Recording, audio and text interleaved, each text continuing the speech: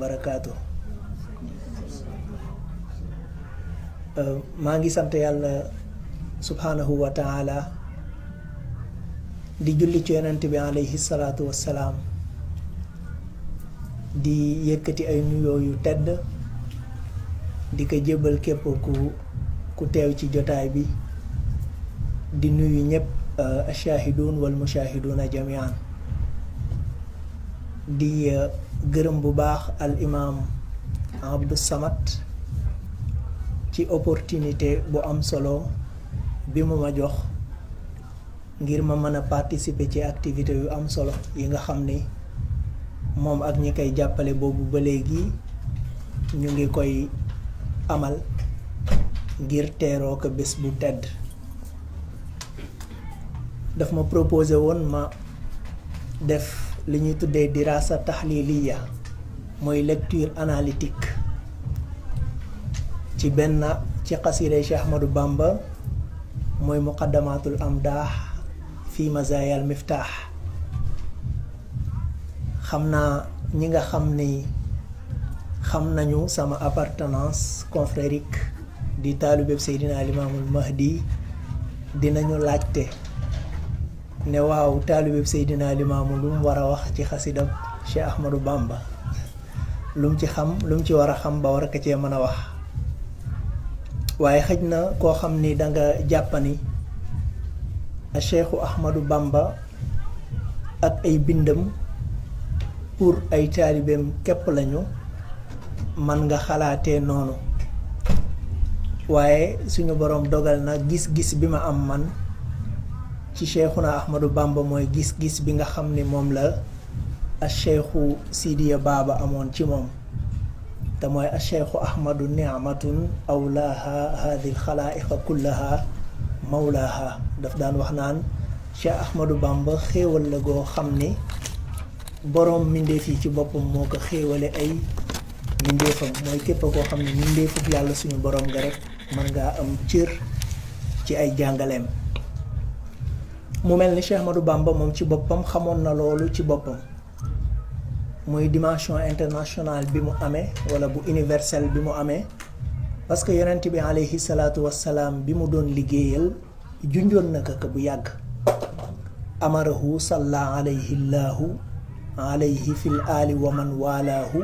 bi an yuallima al muridina wa man yaqbalu minhum nusha min ahli zaman. wax na ni yonent bi alayhi salaatu wassalaam moo ko digal, moom Cheikh Ahmadou Bamba ci boppam lay wax donte damirul xiyaab la utiliser foofu. mu ne yonent bi alayhi salaatu wassalaam moo ko digal nekk na nga jàngal murit yi ak képp koo xam ne accepté na sa conseil. xëj na sax ñooñu nga xam ni waaleykum salaam wa rahmatullah cheikh xëj na ñooñu nga xam ni duñu ay taalibeem waaye accepté conseil am, xëj na ñooñu la tuddee zawil bond ci li rabbin ghafurin, ñi ko sori te muy ñaan suñu boroom jariñ leen ci tarbiyaam. wax ni wahab li uluman dha hudan wastiqamatan wa bi rabbi ya rabbi zawil bondi wal qurba. nekk suñu boroom na nga jariñ ci sama tarbiya ñi ma sori ak ñi ma jege. wahab lii bi ka stignan anil xalqi xaadiman liman juuduhu xat axjalal wabla mun sabba habibi anisi fi ixtirabi wa turbati shafii gadan yowman yulaqil ida talba. yonent bi alayhi salaatu wassalaam moo wax ne qulubul ibaadi bayna unmulatayni min anamili rahman yuqallibuha kayfa yasha. nee na xolu jaam yi mu ngi si diggante ñaari baaraami borom bi, nu mu ko neexee la koy wëlbatee moom yàlla. yàlla moomu nga xam ne nag xolu jaam yi mu ngi nekk ci diggante ñaari baaraamam moo xar sama xol depuis bi ma nekkee xale def ci bëgg Cheikh Ahmadou Bamba. ma am yaakaar bu wér ni ëllëg mën naa bokk ci borom kanam yu weex yi yawma tabyaddu wujuhun wa taswaddu wujuh. su ma ko tegul ci leneen tamit tekk ci wajhu allazi yuhibbuni yabyaddu yawma wujuhi suada tabyaddu. waaye cofeel googu bu fekkoon ni garab la gu nekkoon ci sama biir xol, suñu boroom dafa dogal ki suuxat garab googu di maam joo xam ni dama yaru ci keppaaram. muy al imam Mouhamadou Sakhir Gaye nekkoon jëwrinu Seydina Limaamul Mahdi waaye yàlla wërsëgaloon ko mu am benn mindset boo xam ne jàpp naa ni jullit dëgg moom la war a am te mooy yàlla ubbi woon ab xolam mu bëgg képp kuy nituk yàlla ak képp kuy kilifa diine mu yar la it ci loolu yàlla def ñu daan toog ci keppaaram mu ñu daan ubbee chaque fois ci histoire góor yàlla yi te Cheikh Ahmadou Bamba nekkoon kenn ci ñoom mbëggeel googu nag ma amoon ci moom créé woon benn mar ci sama biir xol boo xam ne dafa doon soxla lu koy nàndal suñu boroom defoon daawuma déglu lu bari li ñuy wax ci moom li ñuy wax Cheikh Ahmadou Bamba waaye suñu boroom defal ma dëkk ma loon ay bindi boppam daan ko xool pour xool moom lu muy wax ci boppam ak lu muy wax ci yàlla akub yonentaam suñu boroom def nag ma fekk ay xasidaam mu nekk ndox mu saf xorom moo xam ne kullama zdatta minhu shurban izdatta zamaan muy ndox mu saf xorom moo xam ne loo ciy gën a naan rek da ngay gën di mar loo ciy gën a naan da ngay gën di mar loo ciy gën a naan da ngay gën di mar tout le temps yaa ngi soxla lu lay dolli te booy naan da ngay gën a mar yàlla dogaloon ma xool ci ay bindam lu baree bari ba 2004 suñu boroom wërsëgal ma am bourse d'étude pour àggali sama jàng Maroc bi ma demee ñu ngi ma orienté ci ville bu ñuy wax Marrakech bi ma àggee ma fekk fa ñaari daayira murit ak daayira tijaan mais ki nga xam ne moom laa yoru ci keppaaram ak mindset bi mu amoon te ma jële ko ci moom di gis mbir yi ni ma ko daan xoolee sentiruma woon benn besoin pour créer beneen daayira Laayeen ci wet gi déedéet parce que gisuma woon benn différence entre man ak ña ma fekk foofu ma bokk ci ñaari daayira yëpp nekk membre ci daayira murit bi nekk membre aussi ci daayira tijaan bi di teewe lépp loo xam ne mën naa ko teewe ci seen ay activité bu guddi ajuma jotee ma dem jàng ji xasida bu gàmmu gi di jege ma dem jàng ji burda di bokk ci activité yëpp ci guddi ajuma yooyu ñu daan daje di jàng ay xasida Cheikh Ahmadou Bamba ci laa xamante ak benn xasida bu rafet forme bi ñu ko bindee mais bu xóot trop ay maana mooy muxaddamatul amdaax fi mazaayal miftaax comme ni ngeen ko xamee xasida la bu yaatu xasida bu gudd la boo xam ne daanaka xaw naa ma 200 bayit su ma juumul 192 bayit 192 verses moo composé xasida boobu te dañ ko daan jàng mu yeex boo xam ne comme ni ngeen ko xamee air classique bi gars yi di jàngee muxaddima air bu yeex la boo xam ne benn bayit bi kese daanaka mën na la jëlal 30 secondes nga xam ni njàng mi non seulement day yeex mais day amaale ay moment de pause ci biir njàng mi between words yoo xam ne daf lay permettre ngay mën a méditer bu baax ci sensu li ngay jàng wathiqtu bi rabbil arshi dil juudi wal afwi maal mustafa wallahu li muxlidun safwi wathiqtu maal muxtaari billahi waxdahu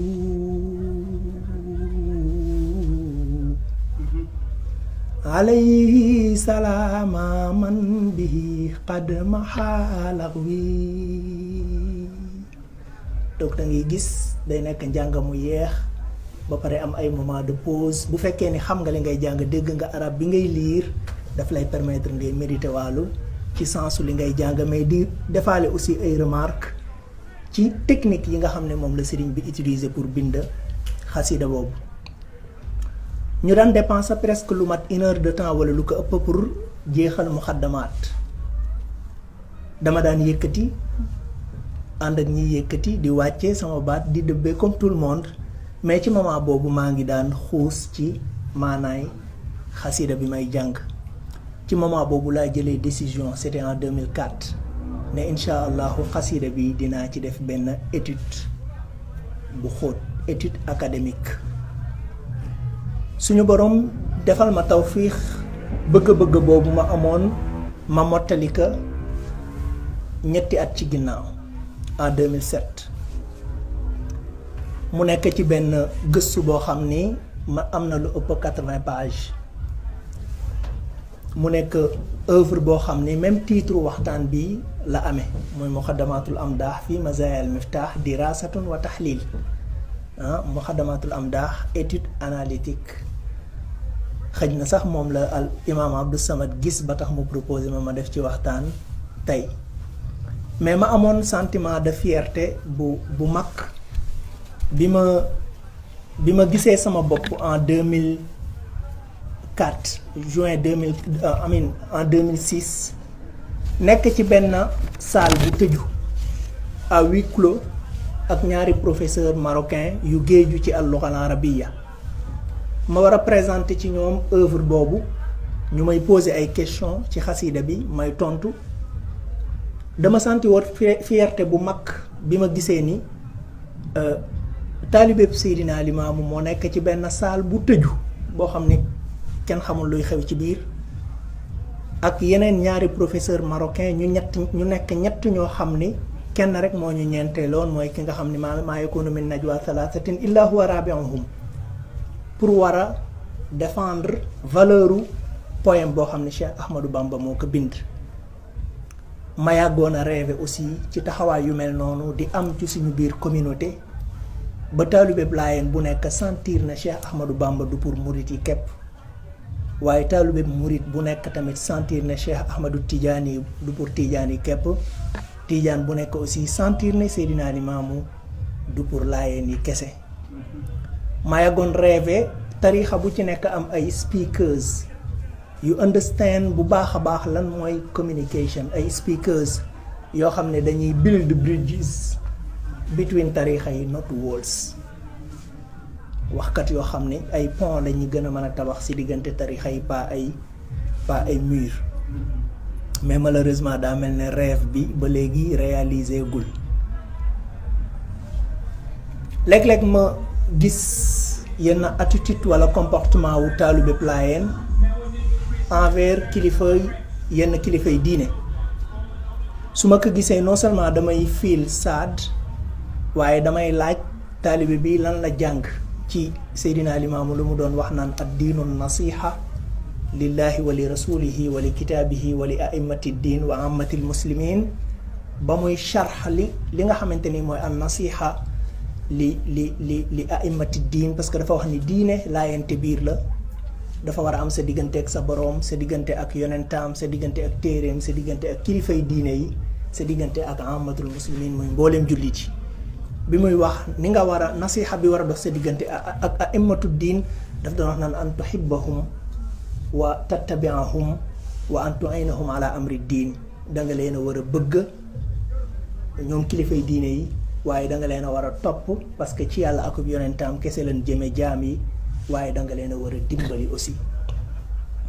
su ma gisee aussi yenn attitude u taalibe Tijaan envers kilifay diine itam damay laaj ndax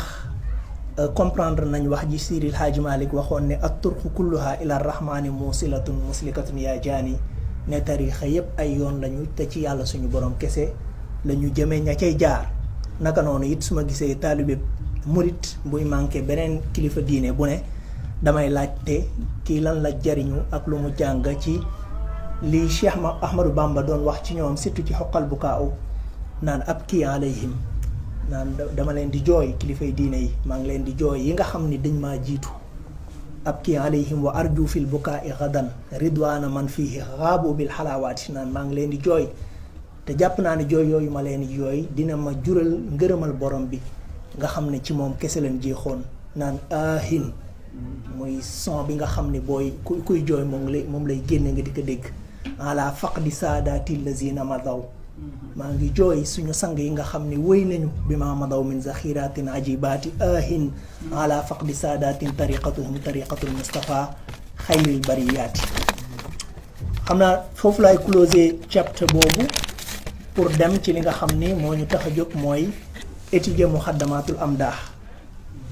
peut-être duma mën a répéter lépp li nga xam ne wax naa ko ci mémoire boobu parce que wax naa leen ni ci lu ëpp 80 pages la en plus étude linguistique la maanaam étude la boo xam ni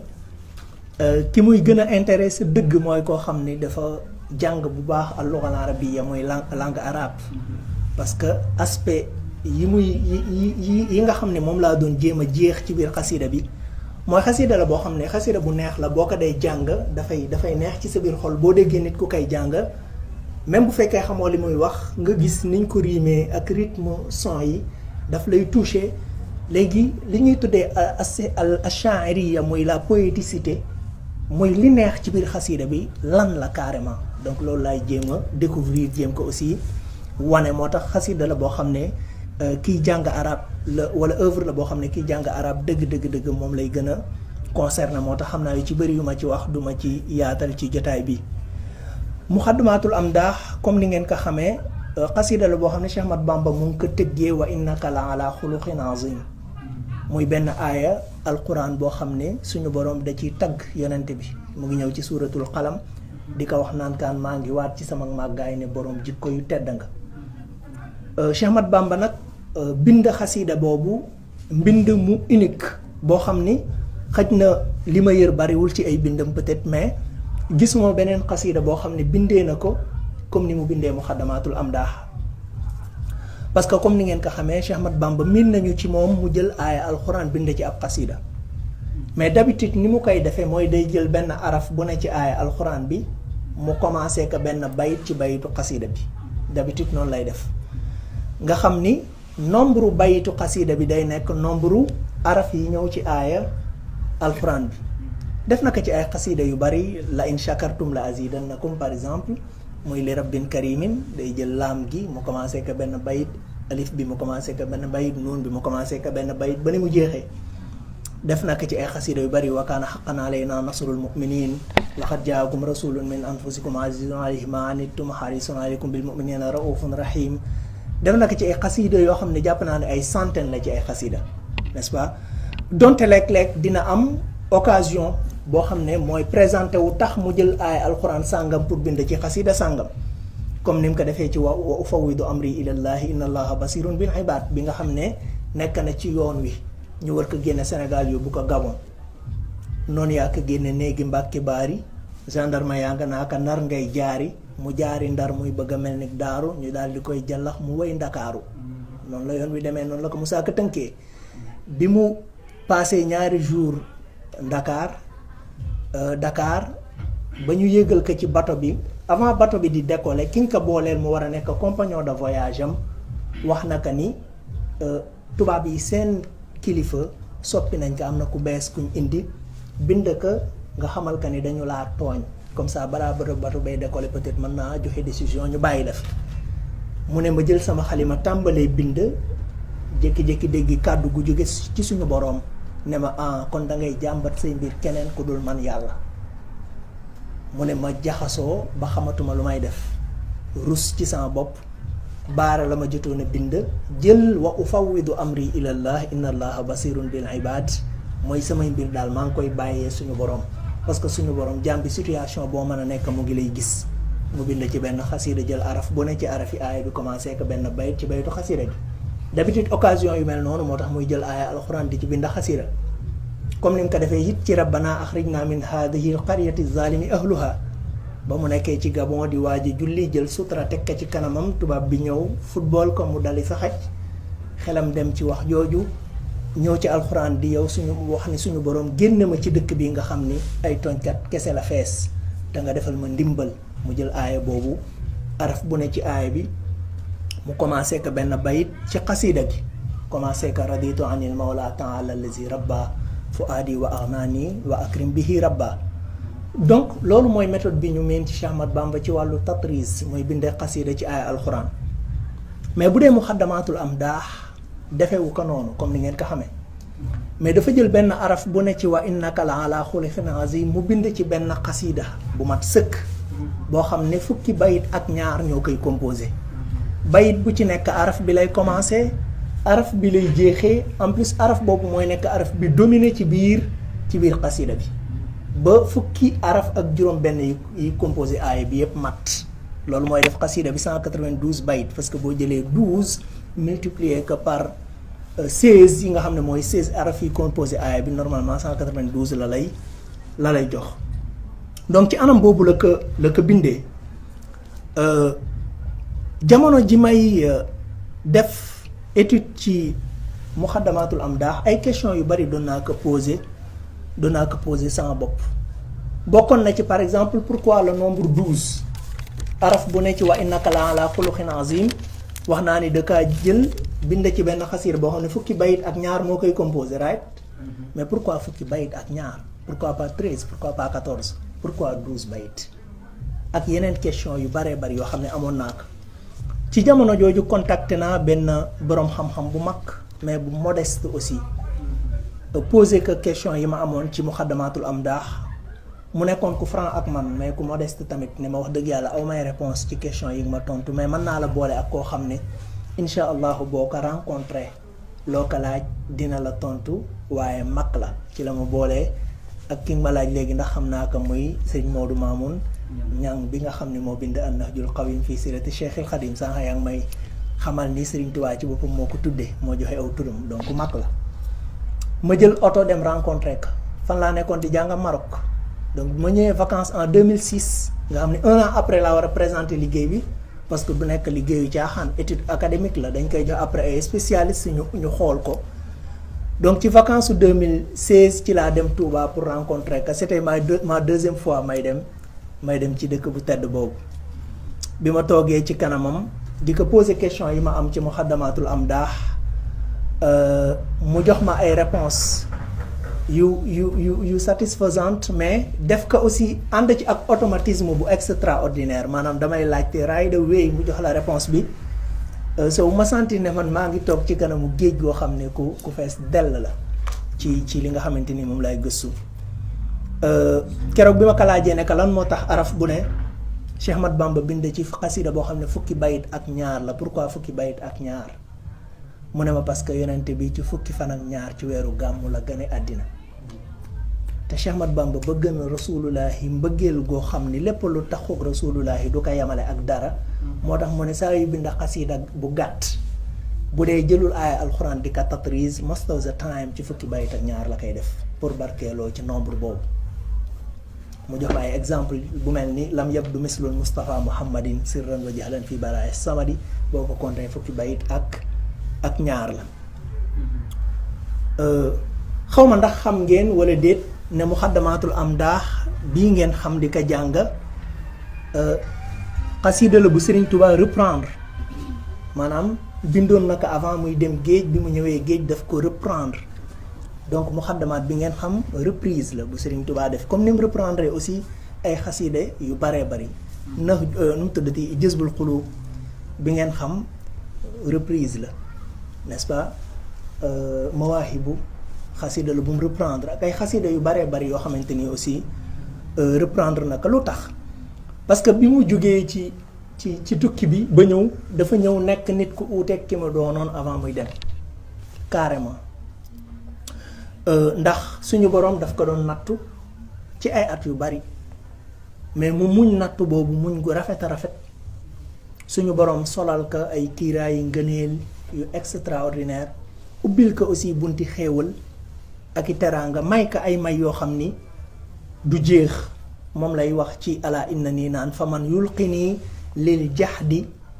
fil bahri daqilan faqad jaani fil bahri juudul mukarrimi ne man képp ku ma jël sànni ma géej ngir bañ ma na la leer ni géej kooka nga ma sànni ak tumranke fekkuma fa mee mbaaxu boroom jaam yi moo ma fa fekk wax ni wa man sadda anni fal mawaahibu aqbalat min al waasi'il mughni al hafiizil muqaddimi avant muy dem ci tukkeem bi dafa am lu mu bëggoon doon ko sàkku wala yu mu bëggoon doon leen sàkku waaye suñu boroom dogaloon mu am lu ëpp la mu doon sàkku moom lay wax rasulullahi ci midaadi wa aqlaami naan kan talabta rasulullahi lii fawqa matlabi dafa mel ni sax ku mujj am kersa ci li ko yonente bi di defal n'est-ce pas yaa ngi taxaw di ñaan suñu borom mu fay ma di ñaan suñu borom mu jox ma ñaan wax nga suñu borom nekk na ma jox lu ëpp la ma doon laaj talabta rasulallahi lii fawqa matlabi minallaahi rabbi war rajaalam yu xayya bi ne ko wax dëgg yàlla yaakaar gi ma amoon ci yow ba tax ma jóg di la liggéeyal tasuloo ko. mu bokk nag ci may yooyu nga xam ne suñu borom defal naka ka ci tukkeem boobu te changé vision ak ni muy gisee mooy xam-xam boo xam ne doomu aadama mënu koo am ci am njàng. wax na ni allamani rabbi ilman lam yakun min at-taallumi wa jaani bikun suñu borom may na ma jox na ma xeeti xam-xam yoo xam ne doomu aadama mënu koo amee ci am njàng. loolu sax luy junj ci biir xasida bi nga xam ne moom la ñuy étudier muxaddamatul amdaax naan ulumi wa irfaani bikallaahu qaadaha ilayya fa antal muntaxa wa samay daw naan kaan samay xam-xam ak samay connaissance yépp ci sa barke la ma ko suñu borom wommatalee. looloo waral bi mu jógee ci tukkam boobu ñibbisi bu xoolaatee li mu bindoon ci xayrul bariyati da koy xeeb right parce que dafa am na lu mu amul woon démb ba mu koy bind mu ngi gisee mbir yi nu mu ko daan giseewul woon démb. donc looloo tax buy xool may yi ko suñu borom defal surtout ci barke yonent bi alayhi salaatu wassalaam may yooyu day mu jëlee ko jëmma ju taxaw ci kanamam naan kaan bindal ci rasulillahi bind yu yéeme yu extraordinaire. mu ngi koy wax ci biir xasida bi naan yu xaatibu nii maa qiida lii bim daxannahu madihan ajiban mufhiman faiqa ra'i li nga xam ne moom la ma suñu borom wommatal ci ay may ak i teraanga dafa taxaw di ma wax naan man taggal rasulillahi tagg gu yéeme goo xam ne dina jommal sax borom xel mu sell. yu xaatibu nii maa qiida lii bim daxannahu madihan ajiban mufhiman faiqa ra'i li nga xam ne moo ko poussé ci mu taalif muxaddamatul amdaax mën nañ ko tënk ci ñaari raison yu principal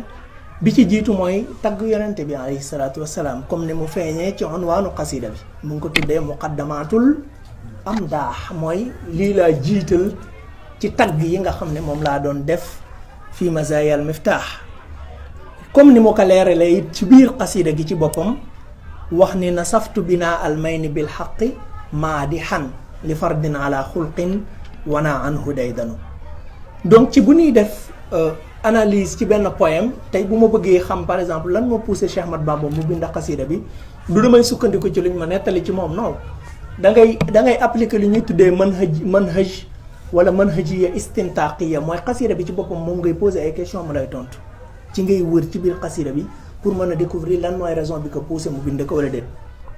donc ci biir xasida bi gis nañ mu exprimer carrément raison bi nga xam ne moo ko poussé te mooy tagg yonente bi. beneen ñaareelu raison principale bi mooy sant yàlla suñu borom ci li mu ko defal ci ay xéewal ak li mu ko may ak dimbali gi mu ko dimbali ci ay noonam ba lañ bëggoon ci moom amuñu ko. looloo tax tamit ci biir xasida bi nga koy gis muy wax ak suñu borom naan kaan xusi shukra maanaam jëlal gërëm gii ma lay gërëm te pourtant ci ma xaddamaat la ne yonent bi lay tagg mais wax naa la ñaari raison moo ko poussé mu bind xasida bi muy tagg rasulullahi ak sant boromam. donc ci sant boromam lay waxee naan kan xudi shukra minni axda rafin wa bashiran bihil Mustafa ya xayra haadin yu shayixu. waaye ñaari raison yooyu nga xam ne moom laa wax ni ñoo tax mu bind xasida bi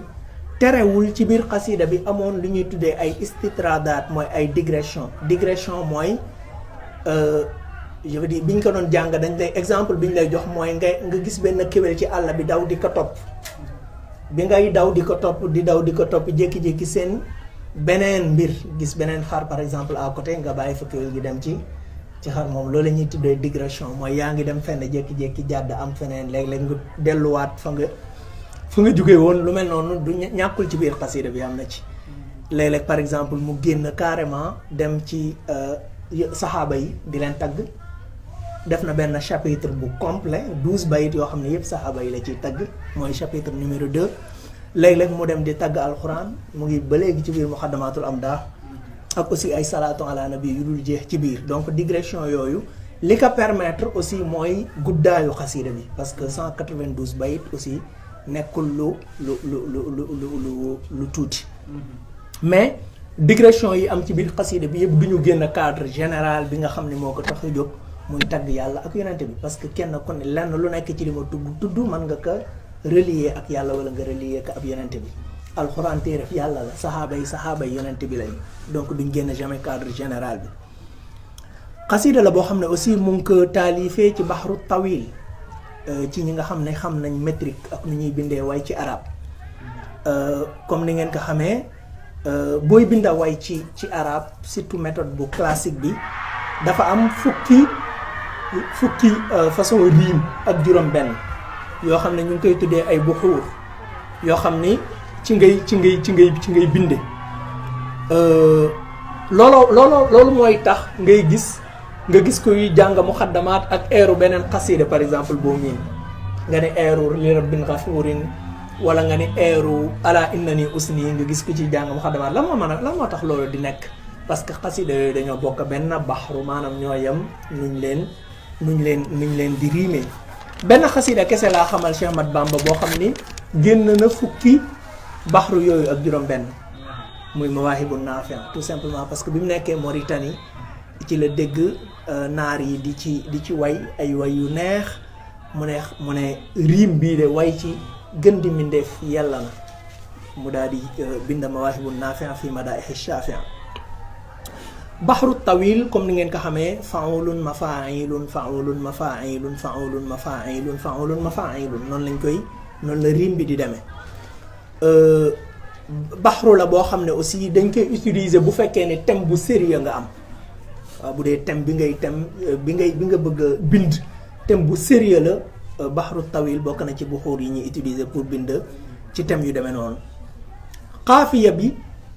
ci biir muxaddamaatul amdaax da ngay gis ne day changer xaafiya mooy terminaison ni bayit bi di jeexe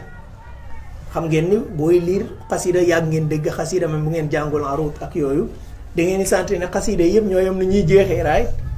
par exemple ala in ban exemple laa lay jox xasida bu gàtt bi mu bindoon bi bàyyam génne àddina ba nu jullee ko ba pare di ko wax nga dem ci Lat Joor nu mu commencé tee qaalu li yarkan li abwaabi salaatini taxus jawaïsa tuxni kullama xiini fa qultu xasbiya rabbi waktafaytu bihi walastu raadiya gayra al ilmi wa diini walastu arju wala axsha siwa maliki li annahu jalla yugnini wa yunjini lay gis ñoo yem terminaison anna ufawidu axwaali liman ajazu an xaali anfusihim ajzal masakini aw kayfa yamasuni xubbul xutaami ila jiwaari man dunuhum rawdu shayatini in kuntu za xazanin aw kuntu za watarin daawtu za ayni qabla rai wa shiini huwa almuaynu alladi la shay'a yu'jizuhu wa huwa almukawwinu ma shaa ay takwini in shaa ta'jila amrin kana za ajrin aw shaa ta'jilahu yabta ila xiini yaa man yaluumu fala tuksir wa da azali is lastu min faqdati dunya bi mahzuni in kaana aybi zuhdun fi xutaamihimu fa daaka aybun nafisun laysa yuhzini donc day gis ne xasida bi ñoo yem xaafiya ñoo yem ni ñuy jeexee mais ci muxaddamaatul amdaax xaafiya bi muy terminaison xasida bi day soppiku la moo tax muy soppiku parce que méthode bi ñu ko bindee la parce que dafay jël araf bu ne mu bind ci xasida boo xamee araf bi lay tàmbalee moom lay jeexee kon bu ma jógee ci benn araf dem ci beneen il faut xaafiya bi dina soppiku googu di am ci xaafiya bi moo ñuy pousser ñu poser question ndax muxaddamaatul amdaax benn xasida la de 192 bayit wala ay xasida yu bari yu uute yu ñu dajale la li nga xam ni moom laa sama xel daal man en tant que gëstukat ci wàllu luga mooy muxaddamaatul amdaax du benn xasida mais ay xasida yu uute la yu mat fukki xasida ak juróom benn ñu dajale ko peut-être looloo tax mu tuddee ko muqaddamaat bil jama pas muqaddama n'est-ce pas moom ci boppam mi ko bind it jàpp naa ne conscient na ci ne ay xasida yu bari laay bind lu tax parce que boo xoolee chapitre bu bees bu ne day tasriya baytu bu njëkk bi tasriya mooy lan xam nga booy bind xasida bi ñaari bayit lay doon wasiqtu bi rabbil arshi dil juudi wal afwi maal mustafa wallahu li muxlidun safwi donc ñaari parti la bayit bi bayit bu njëkk bi la ñuy tuddee sadr bayit bu ñaareel bi la ñuy tuddee ajuz tasriya mooy lan terminaison yi ci bayit bu ñaareel bi lay doon right mais booy bind xasida bayit bu njëkk bi ci première partie bi ñuy tuddee sadr ci ngay annoncé xaafiya bi par exemple xasida bi nga wax léegi xaalu li yarkan li abwaabi salaatini bu dee ku dégg bu baax xam lu ñuy bindee métrique bu yemee foofu rek di nga xam ne xasida bi nii lay jeexee foofu la koy annoncé xaalu li yarkan li abwaabi salaatini taxus jawaïsa tourni kullama xiini mais boo xoolee loolu ci bayit bu njëkk bi kese lay nekk ci lay nekk obligation pour nga loolu la ñuy tuddee moom la ñuy tuddee tasriyan. waaleykum salaam. donc mais saa yu jógee ci benn chapitre dem ci beneen chapitre kes dem ci deuxième chapitre wala troisième chapitre da ngay gis ne bayit bu njëkk bi aussi da koy tasriyan. par exemple bi mu paree ci chapitre bi nga xam ne xarful waaw da ko bindee dem ci chapitre bi ci topp mu bindee xarful alif arumu rida man kulliya dëhra yàq la u li ashaabi man qalbi hawaahu wa yam la u donc da koy tasriyan aussi. troisième chapitre bi mu bindee xarfu nuun nahaaniya xubbullahi ni'mal muhayminu anil mayli am maxtiira wal xaqu aqmanu donc da ngay gis chapitre bu muy jël bu nekk bayit bu njëkk bi daf koy tasriyan. donc loolu tax ma jàpp ne muxaddamaatul amdaax ay xasida yu bari la yu mat fukki xasida ak juróom benn ñu dajale leen tuddee ko muxaddamaatul amdaax fi mazaayil miftaax. deful introduction comme introduction bi ñuy def bu ñuy bind xasidatul madh mooy ci luxal arabiyya booy bind xasida boo xam ne da ngay tagg doomu aadama dafa am ci méthode classique bu ñu ko daan bindee mooy da ngay def benn muxaddima talaliya aw ghazaliya préparer interlocuteur bi n'est-ce pas ba mu jox la attention bu doy nga doog a dugg ci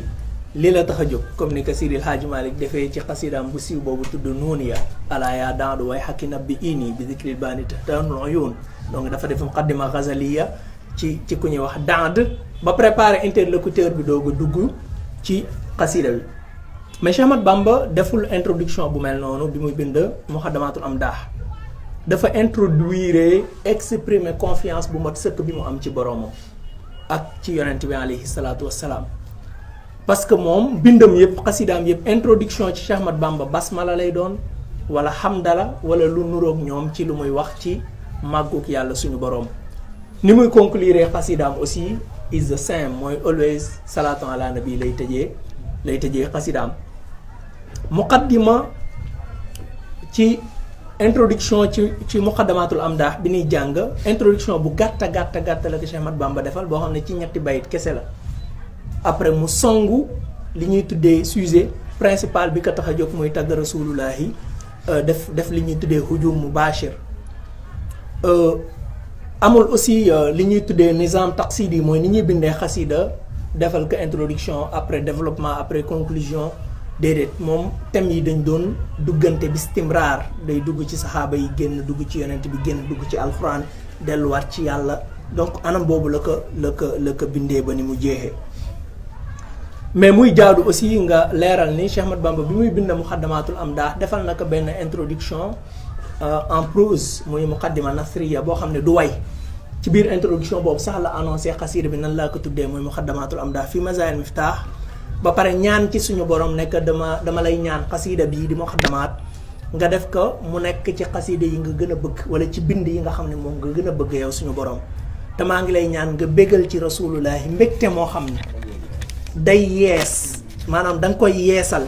saa yu ñu bindaatee xasida bi wala saa yu ñu ko jàngaatee wala saa yu nit di xool araf yi ñu ko bindee rek yàlla na mbégte mi ci rasulullahi di bég di yeesaat. ñaan na sax ne maa ngi lay ñaan xasida bii bokk ci xasida yi nga xam ne uurul ay nii dañ koy wayantoo ëllëg ci aljana yàlla suñu borom def ñu wayal ñu ko. bokk na ci liy jëkk a attirer attention wu kuy déglu muxaddamaatul amdaax wala nga koy lire mooy beauté phonétique bi mu amee n'est-ce pas. li ko permettre aussi mooy comme ni ma ko leeralee ni mu jëlee araf bu ne bind ci bayit boo xam ne araf bi lay tàmbalee araf bi lay jeexee ba pare araf boobu mooy nekk araf bi gën a dominer ci biir xasida maanaam boo tegee chapitre bi nii rek di ko xool nii kese te xamoo li ngay lire da ngay gis chaque fois benn bayit boo xam ne mooy gën a bari ci li ngay gis. li ci doy waar mooy buy tagg rasulullahi di indi ay meloom ak ay jikkoom sax day choisir melo ak jikko yi nga xam ne araf boobu la ñuy tàmbalee. par exemple chapitre bi nga xam ne xarful waaw la ko bindee bokk na ci melokaan yi mu ci tudd wajihun wasulun waasiun wasimun wahabun wasiyun wasilatun wafiyun ainsi de suite. bu dee chapitre bi nga xam ne xarful miim la ko bindee tudd na ci muhammad muxtaar maahin maanex maxsuusun bil izz masunun anil wasmi mujibun mujabun murtadan muhlikun ida mubihun mabusun mudiun muhallilun malihun madinatu ilmin murtajan minnatun lana munjin min adab. Donc chaque fois day choisir melokaan yi nga xam ni araf boobu la ñuy tàmbalee.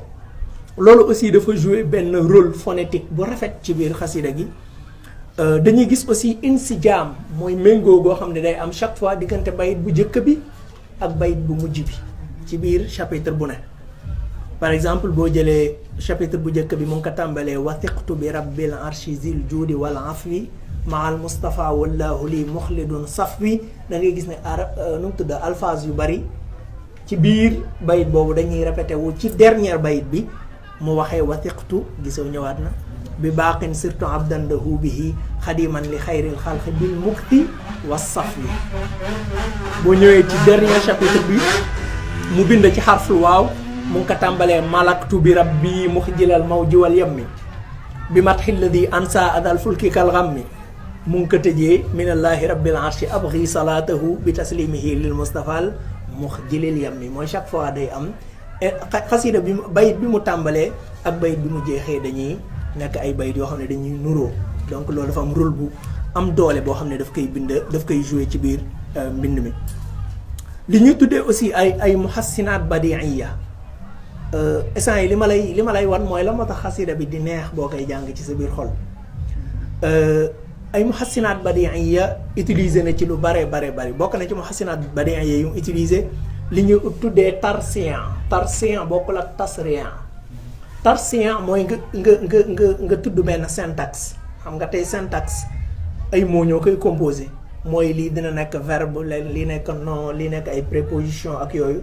léegi yow ibaara bi nga tudd ni mooy tegaloowee li jiitu ak li ci topp ak li ci mujj même syntaxe boobu ngay indiwaat. exemple bi ma lay jox mooy najiyun qaribun zakirun wa huwa shakirun mu tuddaat ci wet gi naqiyun taqiyun saalihun wa huwa muslihun. donc boo xoolee même syntaxe bi la. donc répétition yooyu di am moo tax li ngay dégg muy neex ci sa biir xol te doo xam neexaay bi fan lay jóge fekk technique yu mel noonu moom la utiliser ci bind. bokk na ci aussi nasihun bila ghishin ci wet gi mu tudda saxiyun bila mannin. donc loolu la ñuy tuddee tasriyan utiliser na ci lu bari. am na aussi li ñu tuddee ak takraar wal jinaas mooy homonymie ak paronymie. mooy dafay am ay son yoo xam ne da nga koy gis muy répété wu ci biir benn bayit bi kese. par exemple xoolal Chine ni mu koy répété 4 fois ci biir bayit bi. kashafta du jaa qalbi wa kulli xamaytahu bi xifdi lladi mahmashtaka mushtakin ashka. gis nga donc Chine bi ñëw na 4 fois ci benn bayit bi. donc day dégg rek jàngkat bi di ko jàng muy neex ci yow. kashafta du jaa qalbi wa kulli xamaytahu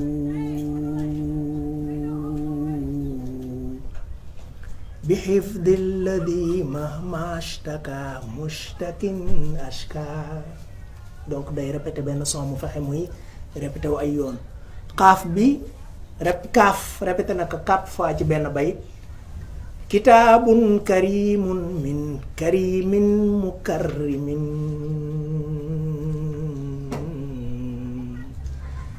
kufiitu bihil aadaa wa dhanba wa shirka. 4 fois ci benn bayit. kitaabun karimun min karimin mukarrimin kufiitu bihil aadaa wa dhanba wa shirka. comme nañ répété aussi xaaf 4 fois ci xadamta bi taqdimil adi ya rasulana wa xustal ola ya nasiral xaqi bil xaqi. donc ci niveau phonétique daal bu extraordinaire moom la xasida bi am. bi ma koy toog di jëkk jàng ci biir kuréel yi ma daan jàngee xaw ma woon muxaddamaat avant. maa ngi toog ñu ngi kuréel ñu ngi jàng mais maa ngi am lu may sentir mais maa ngi aussi remarque yi may wax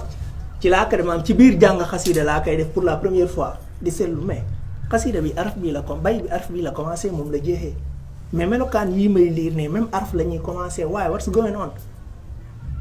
ci laa ko noté ci sama agenda ne il faut ma am benn jotaay ak xasida bi bu yaatu pour comprendre yenn technique moom la sëriñ bi utiliser pour bind ko.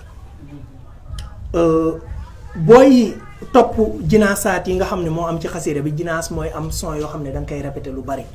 ci biir xasida gi da ngay gis effort yu mag yi nga xam ne sëriñ bi doof ko doon def pour yëkkati niveau xasida gi pour mën a répondre aussi li nga xam ne moom la wax léegi ci yu xaatibu nii maa qiida li bim daxannahu madihan ajiban mufhiman faiqa ra'i wax ni li nga xam ne moom la ma suñu borom wommatal ci ay may ñooy wax ak man naan man taggal rasulullahi tagg gu yéeme goo xam ne dina jommal sax borom xel mu sell. donc da ngay gis effort yu mag yi nga xam ne def na ko ci loolu. mais ni xasida bi bëree ay jinaasaat noonu la bëree li ñuy tuddee tibaax ak muqaabala. tibaax muqaabala mooy nga utiliser nga tudd ñaari sens yu opposé tudd mbir tuddaat contraire bi ci kanamam. li muy permettre mooy maanaa yi dañuy def tajaazub mooy day mel dañuy bëree dañuy xëccoo. rôle bi muy joué aussi day tax maanaa bi di des ci niveau ci xelu récepteur bi. exemple yi mu ci tudd al mayn al xaq ci benn bayit mooy caaxaan ak dëgg. al amir an naahi kiy digle kiy tere. as sirr al jahr li suufee ak li fés. ishtara bi'tuhu jaay jënd. al asl al farq al barr al bahr géej jéeri. ruuxi jusmaani ruu sama yaram. xuruji duxuli al fatq al ratq. donc day gis lu bari day utiliser ñaari termes yoo xam ne ay sens opposé la ñu am mu indi leen ci benn bayit moom la ñuy tuddee tibaax ak muqaabala aussi rôle bu extraordinaire lay jouer. day tax maanaa bi di des bu baax ci zihnul mutalaqi. bu dee maajim yi mu utiliser maanaam ci lugal arabiyya mën nga ci gëstu ba xam sax nombre de termes yi Cheikh Ahmad Bamba di utiliser ci ay bindam. nit dina àgg foofu ci ay gëstu waaw nga xam ni nit dina wax benn bayit sax nga taxaw saña dóor sa loxo ne Cheikh Ahmad Bamba waxu ko te doo dépendre sax ci maanaa yi mais ci alphase yi mu utiliser parce que xam nga yan alphase lay utiliser. loolu la ñuy tuddee lexique mooy yan terme la doon utiliser bi muy bind xasida bi. ñetti champs lexicaux laa ci sentir bi ci dëkk mooy mu'jam madihi xaas bin nabi champ lexical boo xam ne pour yonent bi la. terme yëpp terme yonent bi la par exemple tudd na ci xalil habib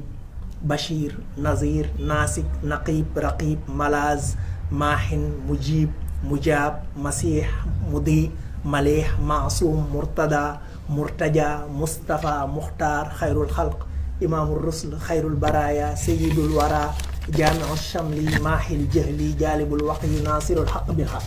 donc boo xoolee terme yooyu yëpp ay turi yonent bi la ak ay melokaanam. deuxième champ lexical bi mooy champ boo xam ne pour yàlla suñu borom la ay turi yàlla ak ay melokaanam. rabbul arshi zil juudi wal afwi ilahi mawlaaya arrahman alwahid alqahar xafizun maaniun alhaadi karimun mukarrimun almughni alwaasi albaqi mughnin naafiun baqin muhyi haadin rabbul baraya fatiqur ratq. donc boo xoolee yooyu yëpp ay melokaani suñu borom la ak ay turam. troisième champ lexical bi nag mooy champ boo xam ne moom la concerné moom Cheikh Ahmad Bamba ay mbiri boppam la ci wax. safwi kulli nifaali ibqaa'i fawzi kalaami niyaati fi'li ilmi ruuxi jusmaani fuaadi xubbi saadati kalaami kanzi jaahi uyubi zilaali zurufi kulliyati yadi lisaani xaali. donc ay mbiri boppam mais loolu day permettre jëmmam moom sëriñ bi dafa teew bu baax ci biir xasida bi mais teewaay boobu aussi tekkiwul li ñu tuddee xatrasa muy fëgg sa dënn wala wane sa bopp déedéet. la moo tax muy tudd boppam lu bari parce que dafay teewlu lu baree bari li ko suñu borom defal ci ay xewal ak teraanga ak lim ko musal ci ay musiba. looloo waral saa yuy tudd boppam la plupart day répéter li ñuy tuddee baaul isti'aana mooy su ne am naa nangam sax danaan ci baaxu yàlla laa ko amee wala ci barke yonent bi mooy bi. ñu koy tuddee baawul isti'aana daf koy tudd lu baree ci biir xasida gi. léegi mu jël baawul isti'aana bi rabt ko ci yàlla suñu borom comme ci xarajtu bi fadlillahi mimma yuwabbixu gis nga xarajtu bi fadlillahi min kulli baatili xarajtu génn naa mais bi fadlillahi ci mbaaxu yàlla laa génnee min kulli baatilin ci lépp luy caaxaan. léeg-léeg mu jël baawul isti'aana bi rabt ko ci yonent bi n'est-ce pas comme ni mu ñëwee ci. yaqini ilahi wa huwa kulliyati yuhyi bi jaahi rasulillahi man nahjuhu uhyi. gisoo suñu boroom moo may fegal lépp luy ñaawteef mais ci baaxu yonent bi alayhi salaatu wassalaam. léeg-léeg mu boole leen ko ñoom ñaar jël baawul isti'aana bi rabt ko ci yàlla akub yonentam comme ni mu ñëwee ci xarajtu ma al maahi bi rabbi xarajtu bi rabbi ma al maahi xarajtu ma al maahi bi rabbi min al ada wala yantahi naxwi alladi yatabajja. dinañ seetlu aussi ci biir xasida gi ne tawzif na li ñu tuddee ay azmina naxwiya mooy ci wàllu temps verbe yoo xamante ni dañ ko conjugué au passé ay verbe yoo xamante ni yuñ conjugué au présent ak verbe yoo xam ne day wax ci futur mooy ñetti temps yëpp lay tudd ci biir xasida gi. mais temps bi nga xam ne moo dominé ci biir xasida bi mooy zamanul maadi mooy temps passé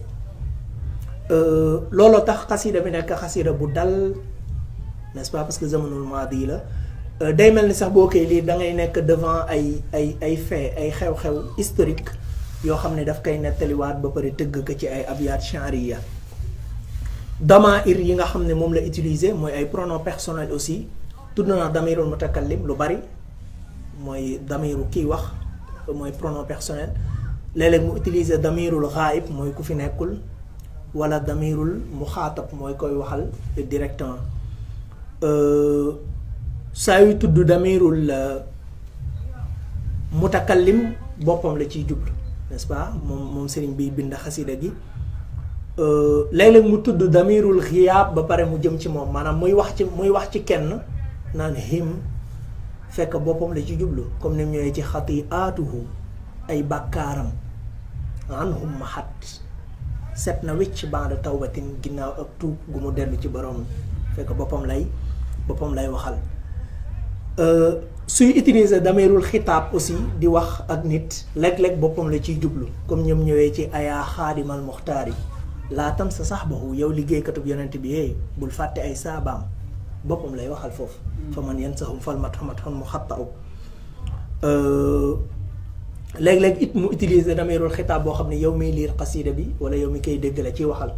comme ni mu ñëwee ci maqaamaatu xayril xalqi an xayri rabbihi mughayabatun fal taqra'an suratan najmi utiliser na aussi ay damair yu bari léeg-léeg mu dellu ci damir yoo xam ne day dellu ci ay noonam comme ni mu ñëwee ci afawtu anil a'da'i turran li wajhi man nafahum li xayri sarmadan lastu atfa'u wala mu dellu ci yonent yi la in jaa bil ayaati rusulun taqaddamu fanaalu bikal ayaati min zid taqaddumi wala mu dellu ci saxaaba yi widaadi li rabbi wal muqabba wa xisbihi wa man habbahum wallahu lii kaana bil afi. donc boo sukkandikoo ci damair yi ñëw ci biir xasida bi dalay permettre nga xam yan personnage ñoo teew ci biir xasida bi maanaam bu doon film yan acteurs ñoo ci nekk. donc ñetti personnage ñoo ci gën a siiw maanaam ginnaaw yàlla dañ koy génn duñ ko mën a considérer personnage ab yonentaam ak moom sëriñ bi teew na ci bu baax saxaaba yi teew nañ ci ñim ci tudd seen tur ñeent lañ mooy Aboubacar Omar Ousmane Ali yonent yi aussi teew nañ ci kenn la ci tudd turam su ma juumul muy seen maam di Aadama alayhi salaam. bu dee nag li ñu tuddee tarkib balaax yi foofu sax nga gën a mën a defee différence entre langage bu simple ak langage poétique pour mën a xam carrément yan beauté poétique moom la xasida bi amee. mais xam naa loolu moom dama koy bàyyi ak jàngkatu luxa yi buñ demee surtout ci gëstu boobu dinañ ci mën a am lu dal seen xol. donc li ma def nii benn résumé bu modeste la ci benn étude boo xam ni en 2007 maa ngi ko defee woon ci kulliyatul lugha al arabiyya université al karawiyin faculté de langue arabe bu Marrakech ma amoon mbégte mu baax ci préparer benn étude académique bu am rapport ak bindi Cheikhouna Ahmad Bamba tout simplement parce que malgré sama appartenance confrérique doon taalibe Seydina Limaamu mais suñu boroom comme ni ma ko leeralee ci introduction bi ubbi na sama xol bëggaloo ma Cheikh Ahmad Bamba depuis sama ndaw ma daan lire lu baree bari ci ay bindam jariñu tamit lu baree bari ci ay xasidaam loo xam ni jàpp naa ni participer na bu baax ci sama éducation may ñaan suñu borom mu fayal ko jullit ñëpp mais mu fayal ma kaman itam donc ci introduction ci tëj li may fàttali rek mooy nasiha boo xam ne Seydina Limaamu joxe woon na ko mu ñëw ci xitaab boo xam ni mu ngi ko yónnee woon dëkk bu ñuy wax ngaa xam ay taalibeem nekkoon fa ak ay taalibe Cheikh Ahmad Bamba bis coow amoon ci seen diggante mu bind benn xitaab yónnee leen ko pour ñu dajale ñëpp liir ko ci seen kanam mu ngi ko tàmbalee sami'tu anna ba'dakum kaanu yataxaasamuna ma ixwaanikum alladina hum min talaamisi Cheikh Ahmad Bamba wa hum wa antum muslimun fa waajibun alaykum an takunu ixwaanan fal muminuuna kulluhum ixwa wa laysa fi l islaami adaawatun wa baxda ne dégg naa ni lenn ci yéen dañu doon xuloo ak lenn taalibe Cheikh Ahmad Bamba te ñoom ak yéen ñëpp a yam ay jullit ngeen te li war ci seen diggante mooy ngeen nekk ay doomi nday dëgg parce que l'islam noonu amu ci mero aussi amul place ci l'islam wax leen kullun fal yaxuz bi sayyidihi wa malazihi wa yaamal bi ma amara bihi wa yaqtari bihi fii xuluqihi waaye aussi tamit di fàttali waxu Cheikh Ahmad Bamba bi nga xam ni waxoon na ni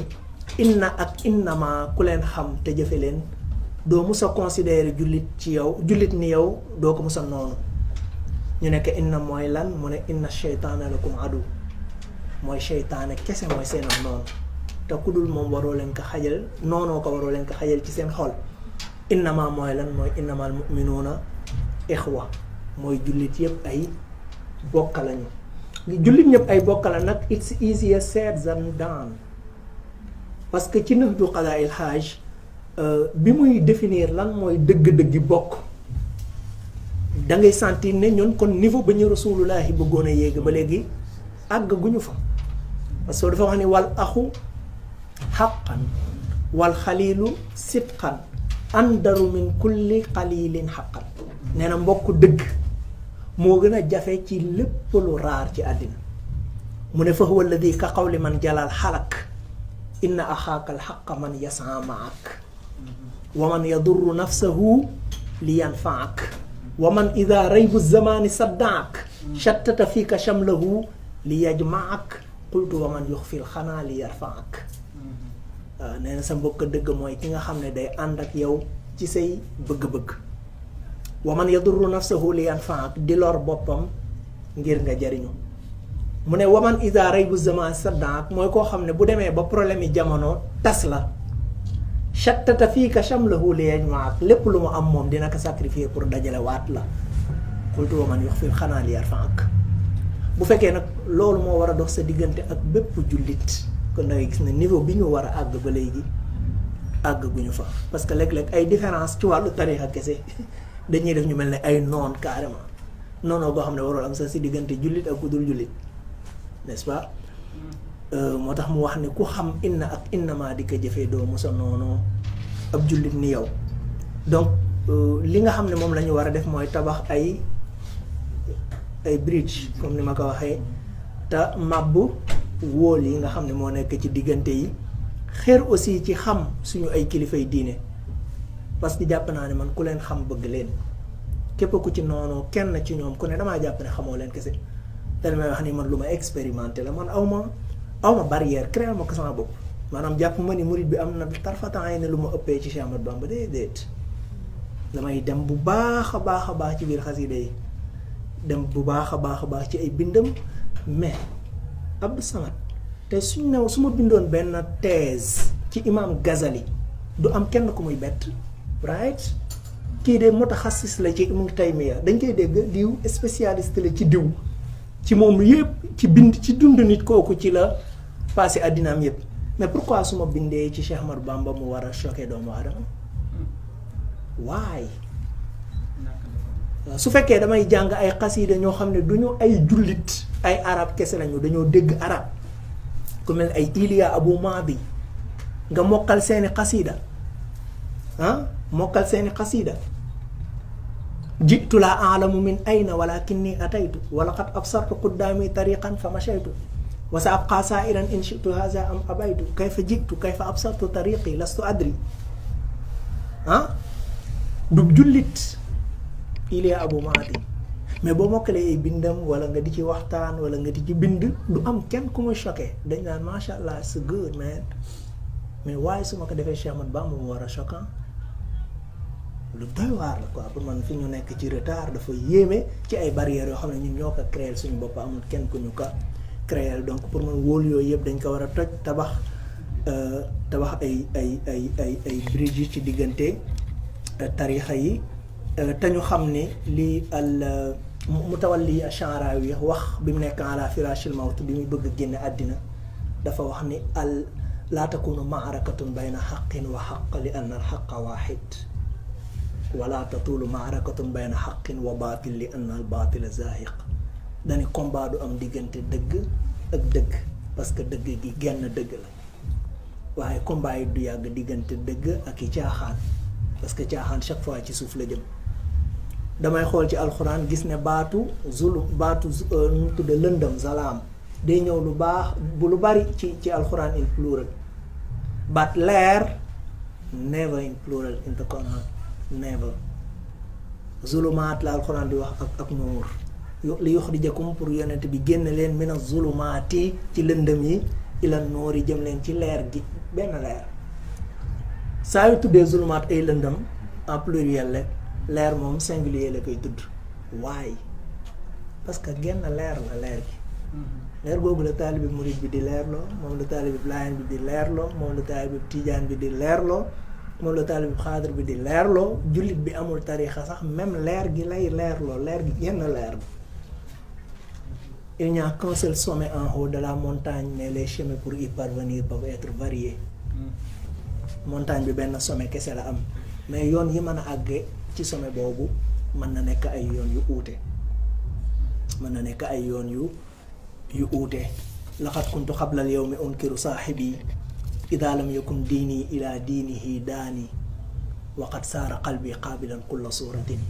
famaran li xizlaani wa diirun li ruhbaani wa baytun li niiraani wa kaabatu taa'ifin wa alwaaxu tawraatin wa mushafu qur'aani adiinu bi diinil xubbi anna tawajjahat rakaa'ibuhu fal xubbu diini wa imaani. moom Ibnu Arabi waxoon. donc foofu laa koy tënkee. wasalaamaaleykum wa rahmatullahi taala wa barakaatu.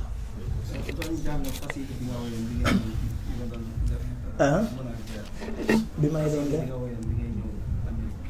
xasida bi ma woyoon bi may ñëw Amérique.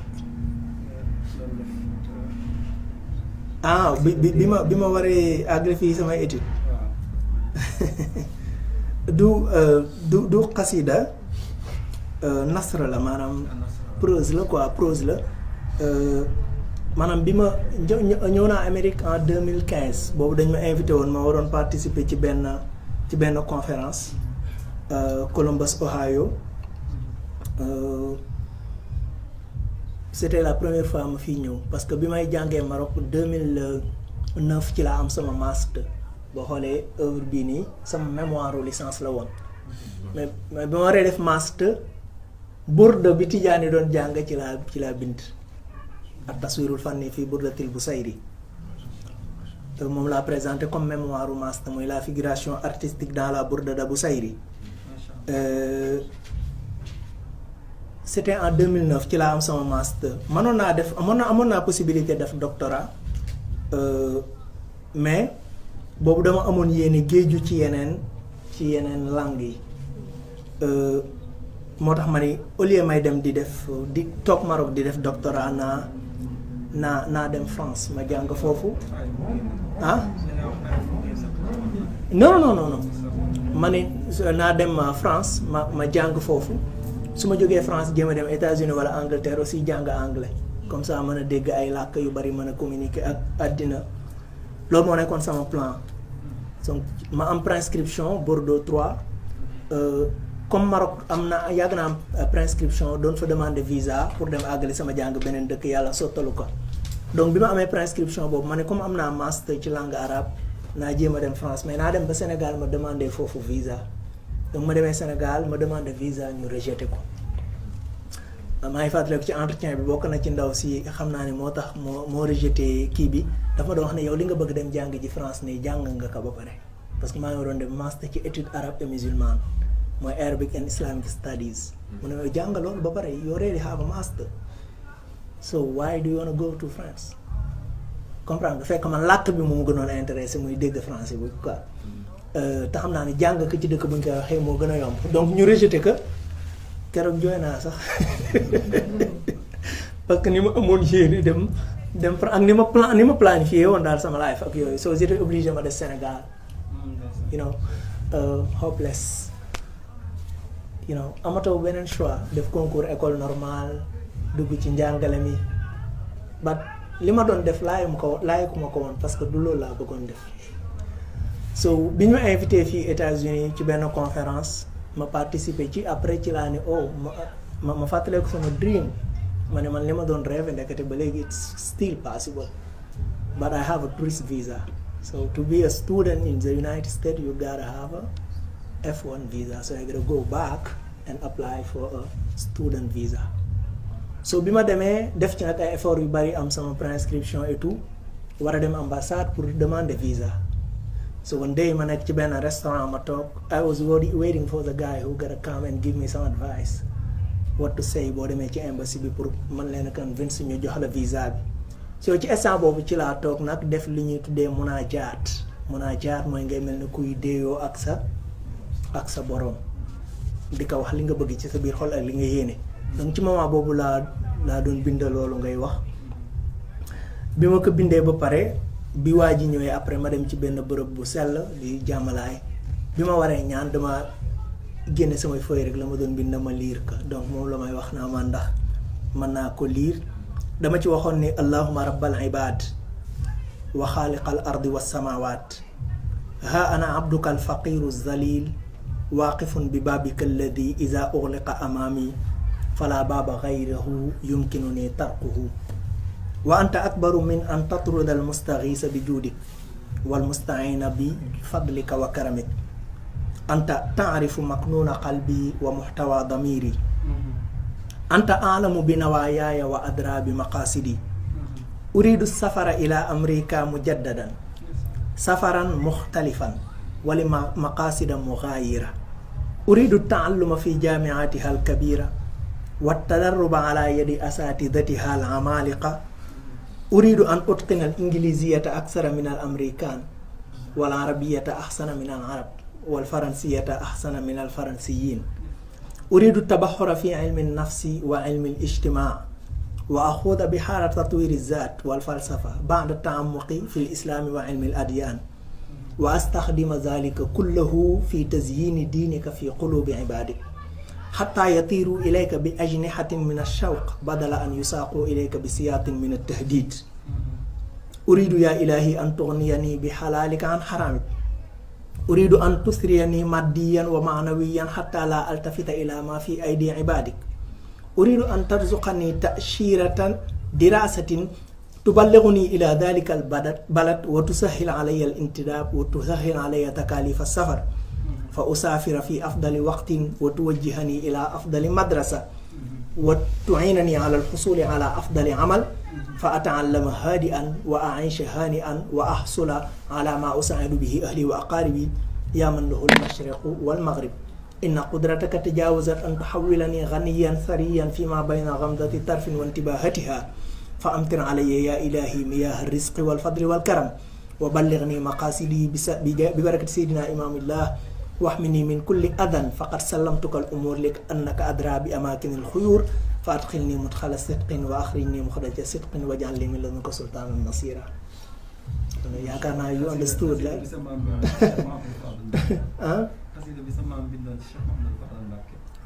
waaw ñoom nga ci bëgg a dolli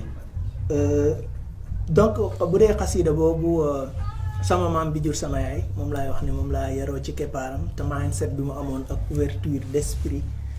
sa waay xam na ko bu baax Seydi Thiaw ci école am la jàngee Mouhamadou Sakhir jawriñu Seydina Limaamu la woon muxaddamu Seydina Limaamu al imaam Mouhamadou Sakhir bi mu nekkee ndaw tolloon ci bëgg jàng mus na bind benn xasida boo xam ne mu ngi ko tàmbalee alhamdulillahi allazi agrani bi xubbi kulli aarifi rahmaani feeñ na foofu sax ne maa ngi sant yàlla mi nga xam ne moo ma xiir ba képp kuy nit yàlla ku ne bëgg naa la xataa aquma wa ajula taaliban iyaahu surtout fil umuri kaa'iban ci fee xasida boobu mu ngi ci wax naan yaqulu li kullu saxirin wa kabir faqsud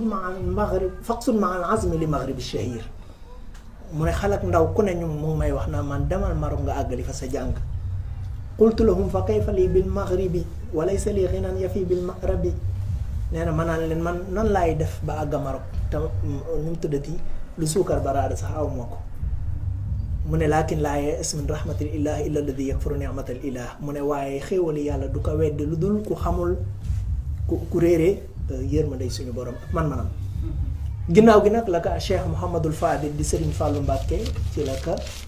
utalee bourse pour mu dem Maroc jàngi bi mu koy utal bourse xam na ni ki may utal bourse ndaw la joo xam ne mu xaddamu Seydina Limaamul Mahdi la moo utal ko bourse pour mu dem Maroc àggali ay jéggalu jàngam mu fa dem en 1965 su ma juumul 3 ans après non 1 an après non 64 la dem 2 ans après 1966 ci la ñëw Sénégal vacances boobu Serigne Fallou ba léegi mooy xalifa right ba Serigne Fallou 1968 yaa xam naa la gën a àddina ala du noonu léegi ci la jël baatu alxalifa muy xalifa bi def ci xasida def tatris bu mel ni bi Cheikh Ahmad Bamba di def mooy araf bu ne ci araf yi lafz boobu moom ko tàmbalee ko benn bayit ci bayita xasida gi moom ko tàmbalee inni u akkidu anna fadla li fadilin man xaaza fadla awaaxirin wa awaili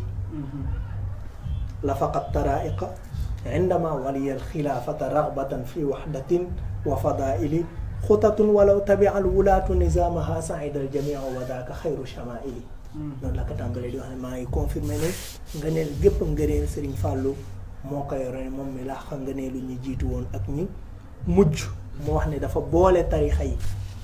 bi mu nekkee ci xilaafa gi ngir rek bëgg jullit ñi ñëpp ànda doon benn ci introduction bi mu def sax mu ngi koy leeral loolu nekk man ñëpp xamee nañ ma sama intisaab ila tarixa laahiniya waaye terewul bi nga xamee ni dama bëgg a àggali sama jàng ak compétence yi suñu borom def ci moom mu def lu ne jamono jooju am bourse dem jàngi jafe na woon lool mais Serigne Fallou joxu ko kenn ci ak njabootam moom la ko jox